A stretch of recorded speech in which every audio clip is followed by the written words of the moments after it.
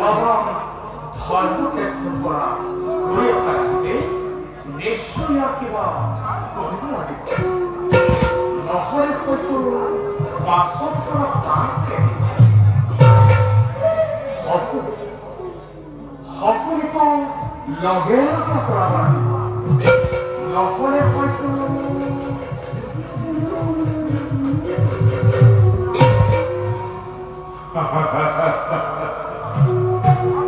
আজি মোৰ পৰম সৌভাগ্য দেখুৱাই স্বয়ং নাৰায়ণৰ আগতে মোৰ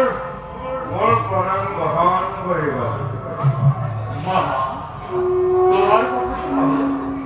কুৰুক্ষেত্ৰৰ যুদ্ধৰ মাজতে মোৰ কথা ভাবিছিলানে নে কুৰুক্ষেত্ৰৰ ভাৱ এৰি মোৰ কথা ভাবিছিলা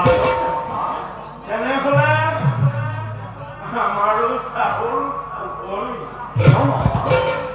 ইমান দিনে ডাঙৰ ডাঙৰ গ্ৰহ নক্ষত্ৰবোৰ গণনা কৰি আছিলে দেখি আমি মোৰ চকুত পৰা নাছিল এতিয়া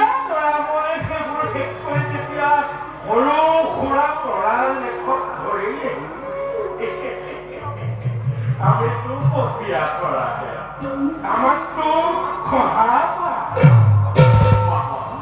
তুমি সকলোখিনি জগতপতিৰ পৰাই আৰু এটা কথা সেইটো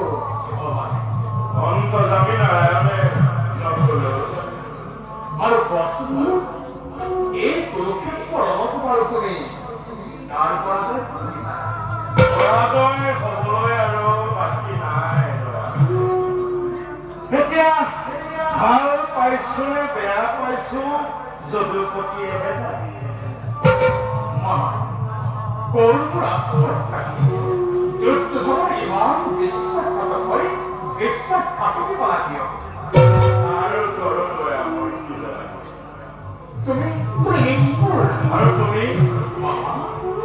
মই মোৰ কৰ্তব্য কৰিছো তেনেহ'লে মোৰ কৰ্তব্য কোনখিনি ক্ষতি হ'ল দয়া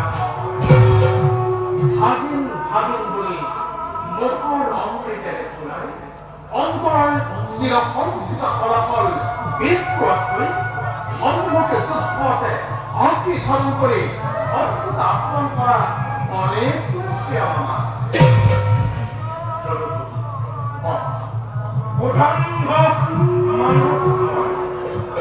এই পথাৰৰ এই নবঞ্চনা ক্ষমাৰ অযোগ্য বুলি জানো তথাপিতো পূৰ্ণ ব্ৰহ্ম ভগৱানৰ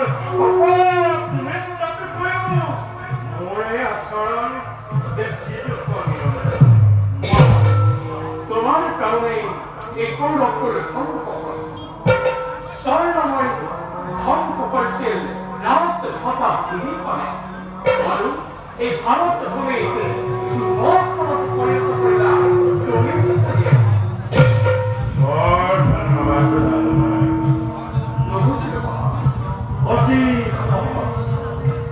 অতি